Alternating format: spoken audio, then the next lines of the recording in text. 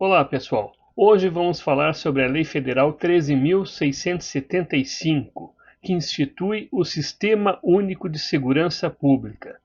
Então, é uma legislação nova, ela é recente, ela tem alguns pontos interessantes e justamente em relação às guardas municipais, nós temos alguns conteúdos que vale a pena tratar assim com uma certa intensidade, porque queira ou não, nós estamos falando sobre o concurso da Guarda Municipal de Curitiba. E com isso a gente vai encontrar várias alterações que nós tivemos em decorrência dessa lei. Lembrando que a legislação da Guarda Municipal era uma legislação, a municipal, depois nós passamos a ter em 2014 uma legislação federal e agora a 13675, que instituiu o Sistema Único de Segurança Pública e tratou sobre a criação da Política Nacional de Segurança Pública e Defesa Social. Qual que é a finalidade? De preservação da ordem pública e da equanimidade das pessoas e do patrimônio, por meio da atuação conjunta, coordenada, sistêmica e integrada dos órgãos de segurança pública e defesa social da União, dos Estados, do Distrito Federal e dos municípios em articulação com a sociedade. Se a gente observar esse texto aqui, a gente vai ver que a gente está falando da 13022 de 2014, uma lei que surgiu praticamente 4 anos antes desta que instituiu o Sistema Único de Segurança Pública, mas vai trazer a mesma dicção do texto do Estatuto Geral das Guardas Municipais, agora em âmbito nacional, falando de todas as forças de segurança pública. Então vamos lá, o conceito, inicialmente o que trouxe de inovador nessa legislação? Foi o conceito de segurança pública. Se a gente observar no artigo 144 da Constituição Federal, diz o seguinte, o caput do artigo: a segurança pública, dever do Estado, direito e responsabilidade de todos, é exercida para a preservação da ordem pública e da incolumidade das pessoas e do patrimônio através dos seguintes órgãos, e vem uma série de órgãos, depois tivemos algumas alterações, incluíram a Polícia Penal e agora está em trâmite aí a PEC da Segurança Pública, PEC número 18 de 2025, que talvez venha trazer inclusive mais algumas alterações significativas no 144, nos incisos e alguns parágrafos inclusive. Então, vamos nos ater ao caput. O caput do 144, o início fala segurança pública é dever do Estado. Quando a gente pega o conceito de segurança pública através do Sistema Único de Segurança Pública, ou seja, a lei que instituiu o Sistema Único de Segurança Pública, a gente vai ver o seguinte: é dever do Estado e responsabilidade de todos. Então tirou a palavra direito e ficou responsabilidade de todos. Por quê?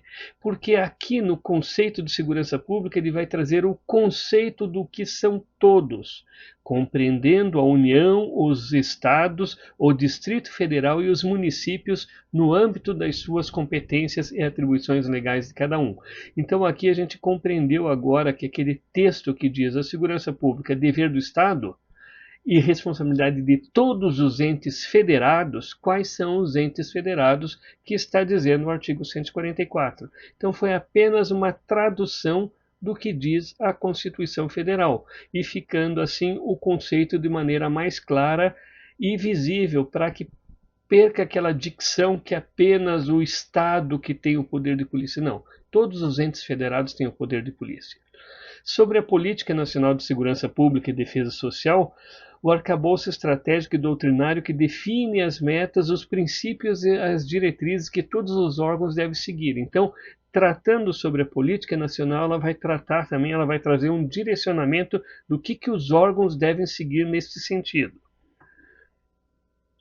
Política Nacional de Segurança Pública e Defesa Social, então, compete à União estabelecer esta política nacional e aos estados e ao Distrito Federal e municípios estabelecer as respectivas políticas oriundas da política nacional, observadas as diretrizes da política nacional, especialmente para análise e enfrentamento dos riscos, a harmonia da convivência social, com destaque às situações de emergência e aos crimes interestaduais e transnacionais. Então a gente percebe qual é a amplitude da política nacional de segurança pública. Ela não se limita apenas a um município, a um estado ou Distrito Federal, mas sim em todo a União num todo e todos os entes federados trabalhando em harmonia, visando ao cumprimento dessas políticas nacionais. Então, os pilares fundamentais das políticas nacionais de segurança pública e defesa social. No artigo 4º da lei, lista 16 princípios que servem como base de toda a política e, em vez de decorar todos, podemos até agrupá-los em 4 pilares fundamentais que revelam a essência do Plano Nacional de Segurança Pública. Vamos lá. Respeito ao ordenamento jurídico e aos direitos e garantias individuais e coletivos, proteção, valorização e reconhecimento dos profissionais de segurança pública, proteção dos direitos humanos, respeito aos direitos fundamentais e promoção da cidadania e da dignidade da pessoa humana, eficiência na prevenção e no controle das infrações penais, eficiência na repressão e na apuração das infrações penais. Se a gente observar esses princípios e olhar 13022 e olhar a legislação municipal que trata sobre a carreira da Guarda Municipal de Curitiba, a gente vai ver que segue os mesmos princípios. Então, vem do ordenamento legal federal uma legislação normatizando uma linha de raciocínio, direcionando os entes federados para um fim, e o município de Curitiba já segue esta finalidade em cumprimento à legislação federal.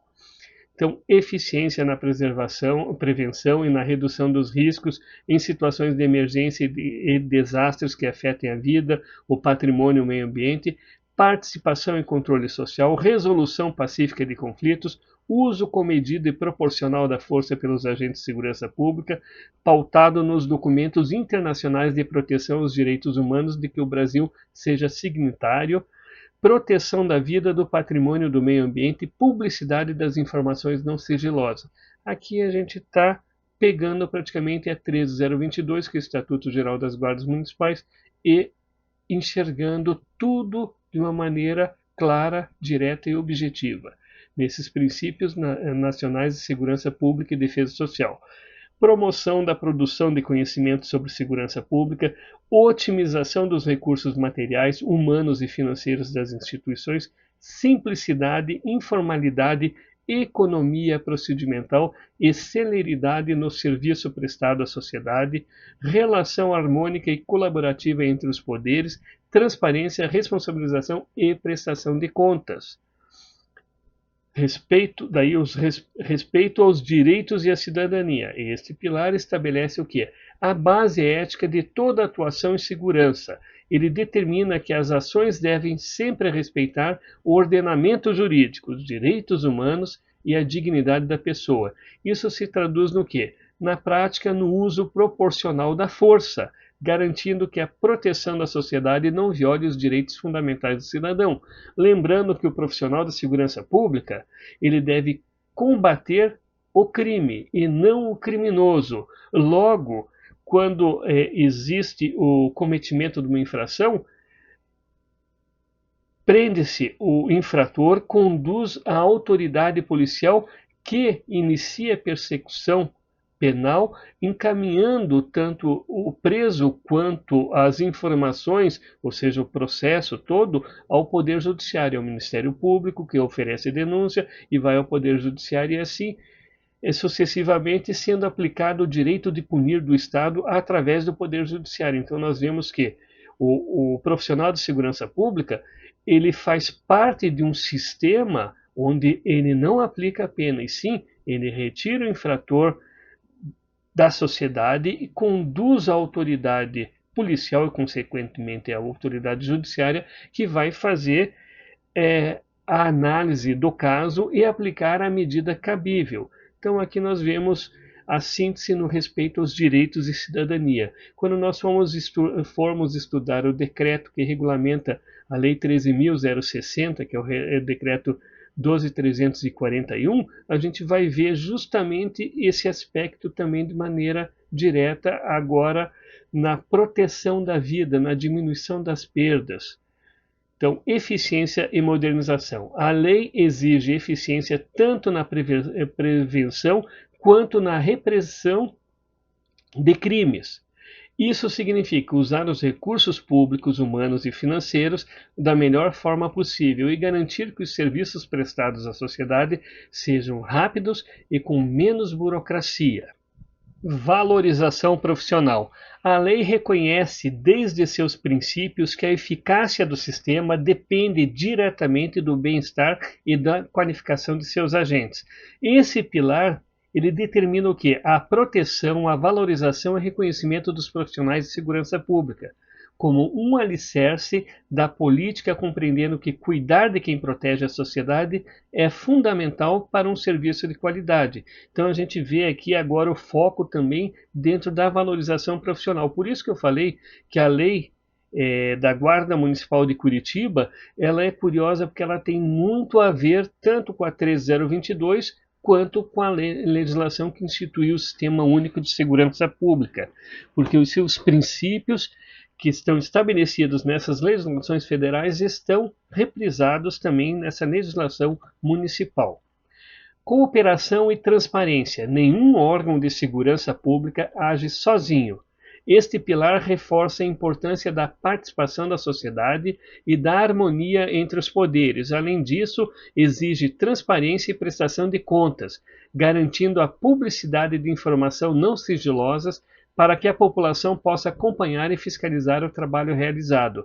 O que a gente encontra aqui? Justamente um direcionamento que a gente tem já no Estatuto do Desarmamento, no Estatuto Geral das Guardas Municipais, e agora a gente vai encontrar aqui o direcionamento sobre a questão de Conselhos Municipais de Defesa Social e Segurança Pública. No Estatuto do Desarmamento a gente começa como um órgão colegiado, um órgão... Primeiro a gente começa com um órgão independente e autônomo, Corregedoria e Ouvidoria.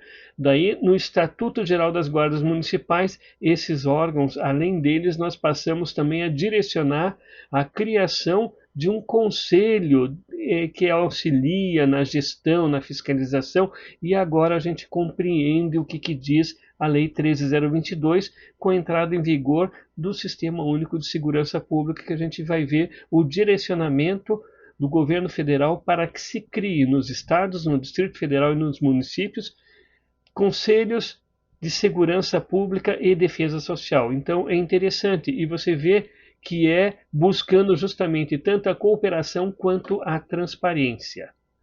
Critérios para a carreira. Nós vamos encontrar nas outras legislações, mas aqui agora vai estar algo interessante, porque vejam bem, nós temos alguns critérios já estabelecidos na 13022, mas não tem o exame toxicológico. Curiosamente, Curitiba já implantou em 2014 a exigência do exame toxicológico.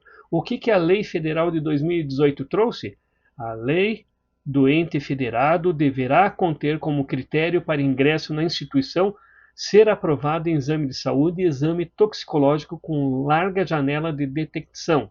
Além dos exames, o regulamento desta lei estabelecerá as regras do exame toxicológico aleatório. Então veja bem, Curitiba já estava 4 anos na frente do que uma legislação federal.